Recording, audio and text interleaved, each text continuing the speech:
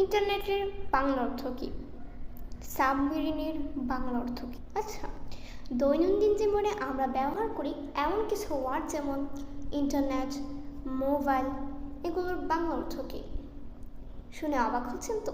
এগুলোর আবার বাংলা অর্থ কী? আসলে কিন্তু এগুলোর সুন্দর সুন্দর বাংলা অর্থ আছে। সো আজকের ভিডিওতে আমরা এমন 10টি ইংরেজি শব্দের বাংলা অর্থ শিখব।